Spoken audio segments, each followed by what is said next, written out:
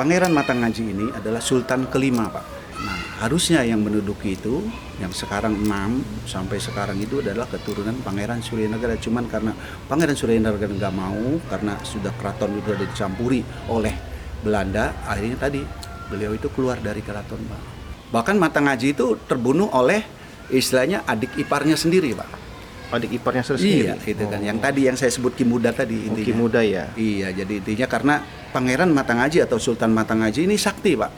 Dia ditembak pakai meriam juga tidak mempan, ditembus pakai apapun nggak mempan. Tidak mempan. Tidak mempan, Pak. Makanya Belanda sampai istilahnya kenapa orang Cirebon kok sakti-sakti gitu kan.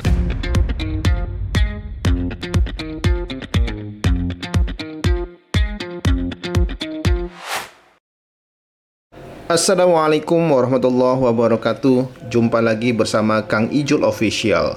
Kali ini Kang Ijul berada di makam Pangeran Suryanagara yang berada di daerah Wanacala, Kota Cirebon, yang merupakan penerus tahta Kesultanan Kesepuhan setelah kakaknya Pangeran Matangaji wafat terbunuh. Namun Pangeran Suryanagara menolaknya dikarenakan ikut campur penjajah Belanda pada keraton Kesepuhan. Pangeran Suryanagara ini adalah putra dari Sultan Sepuh Amir Sena, yaitu Sultan Sepuh keempat di Keraton Kasepuhan Cirebon gitu kan. Jadi Sultan Sepuh Amir Sena ini mempunyai putra pertama yaitu Pangeran Matangaji, terus yang kedua adalah Pangeran Abu Sayyaf Suryakusuma atau yang terkenal dengan Pangeran Suryanagara. Dan yang terakhir adalah perempuan, itu kan yang dinikah oleh nanti Ki Muda, itu kan nanti Ki Muda itu akan meneruskan keturunannya sampai intinya keturunan sultan-sultan yang sekarang ini. Nah, setelah Pangeran Matangaji tidak ada, itu kan harusnya itu Pangeran Suryanagara yang menggantikan sultan. Berhubung karena istilahnya pada saat itu Belanda ikut campur, akhirnya beliau tidak mau melanjutkan perjuangan atau istilah menduduki diem atau membahas atau setidaknya membangun melalui keraton. Namun Pangeran Suryanagara kembali melalui istilahnya dia ingin syiar Islam melalui tadi istilah pendekatan diri kepada pesantren-pesantren, terus dia syiar Islam dan juga istilahnya dia merekrut santri-santri karena dia sendiri tidak tahan untuk penindasan Belanda yang pada saat itu upetinya sangat tinggi. Jadi pada saat itu beliau keluar dari keraton sambil dia syiar Islam, sambil pendekatan kepada pesantren-pesantren dan tokoh-tokoh ulama pada saat itu, dan akhirnya nanti akan timbul geger santri atau perang santri atau geger kedongdong atau perang kedongdong. Nah, geger santri dalam geger kedongdong ini dimulai itu 1802 sampai 1819. Jadi beliau itu 17 tahun memerangi Belanda gitu kan. Cuman karena istilahnya politiknya Belanda itu pintar, intinya politik Divide et Impera, memecah belah. Jadi istilahnya beliau mendekati salah satu pangeran atau beberapa pangeran yang ada di keraton, akhirnya digembosi, tetap aja perjuangan Pangeran Suryanagara ini bisa dimentahkan. Dan akhirnya dimakamkan di sini, Pak. Dan ini ada di sini itu kenapa gitu kan. Nah, jadi intinya karena tadi Pangeran Suryanagara dianggap oleh keraton itu sebagai pemberontak. Jadi otomatis istilahnya tidak boleh dimakamkan di Gunung Sembung. Karena di sana adalah khusus makam raja-raja atau istilahnya pangeran-pangeran keturunan gitu kan. Nah, karena tadi Pangeran Suryanagara dianggap pemberontak oleh keraton, makanya dilarang dikubur di sana.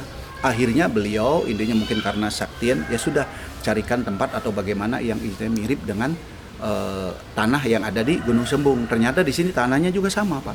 Tanahnya merah dan intinya ada pohon nagasari juga. Nah, di Gunung Sembung juga ada pohon nagasari, Pak. Makanya istilahnya untuk orang Cirebon itu pasti kalau ke ziarah-ziarah nanya pohon nagasari, Pak. Kayak tadi istilahnya ada auranya, ada mistisnya, ada istilahnya ya untuk tolak bala atau yang lain-lainnya, Pak, kayu nagasari ini. Jadi ada ininya. Pangeran Matangaji ini adalah Sultan kelima, Pak. Nah, harusnya yang menduduki itu yang sekarang 6 sampai sekarang itu adalah keturunan Pangeran Suryanagara. Cuman karena Pangeran Suryanagara nggak mau, karena sudah keraton itu sudah dicampuri oleh Belanda, akhirnya tadi beliau itu keluar dari keraton, Pak. Itu. Berarti secara otomatis Matangaji itu terbunuh berarti Pak ya? Terbunuh. Bahkan Matangaji itu terbunuh oleh istilahnya adik iparnya sendiri, Pak.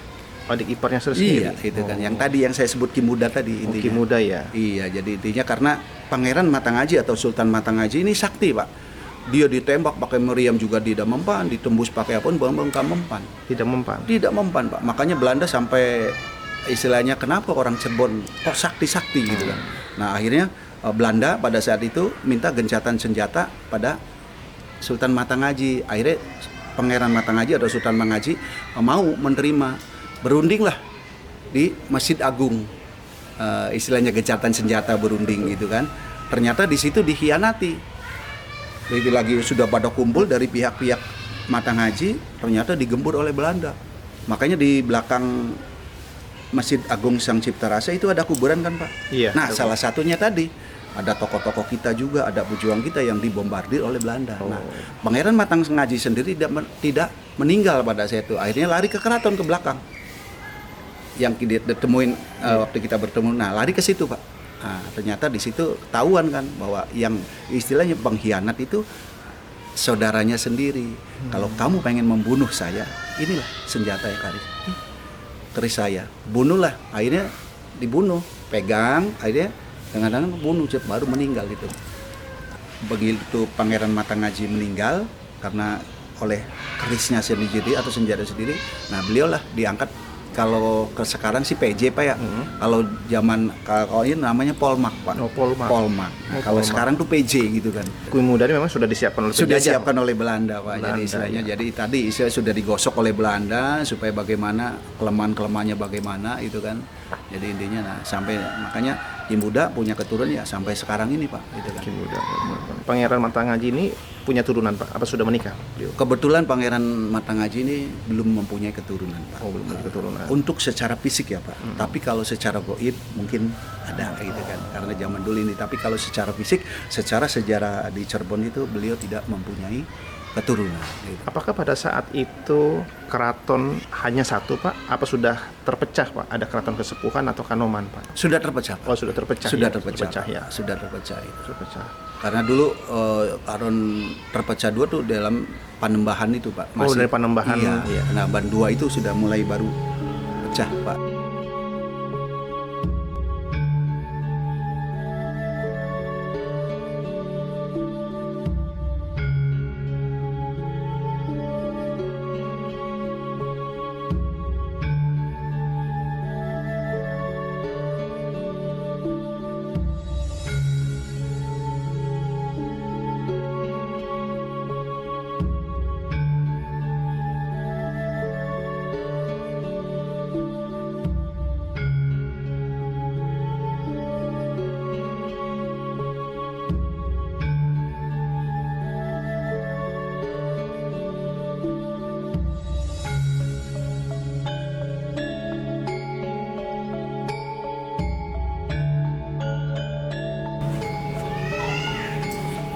Inilah makbaranya beliau, Pak.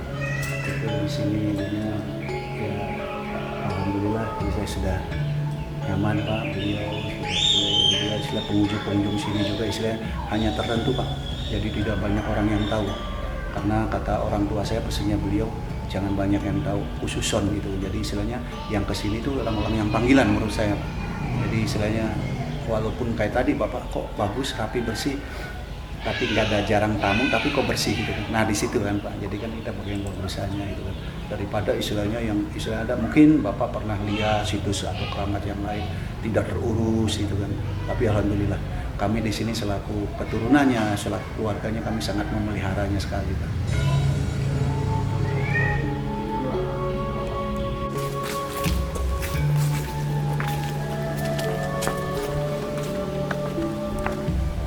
Bismillah. Tangkil, Pak. Pohon tangkil. Oh, melinjo ya, Pak? Melinjo kan tangkil. Melinjo ya.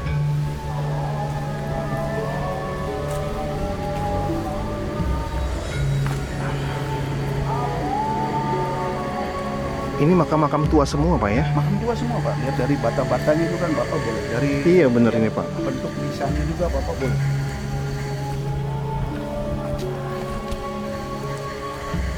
Bismillahirrahmanirrahim. Bismillah.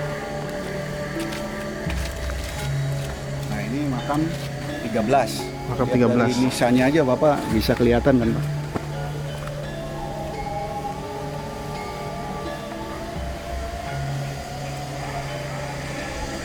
Nah ini kan cuma tulisannya la ilaha illallah semua. Ini mirip-mirip. Itu sama dengan yang di ada Gunung Jati atau Gunung Sembung Pak. Untuk motif-motifnya, motif seperti ini Pak. Ini kan yang makam-makam kuno kan hampir motifnya seperti ini.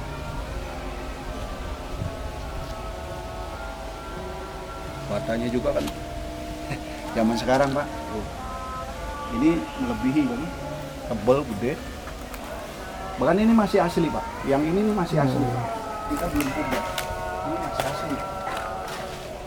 Masih asli. Kelihatan sekali.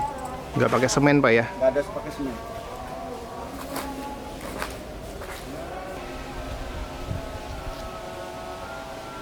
Bapak mah batu nisannya beda kan Pak?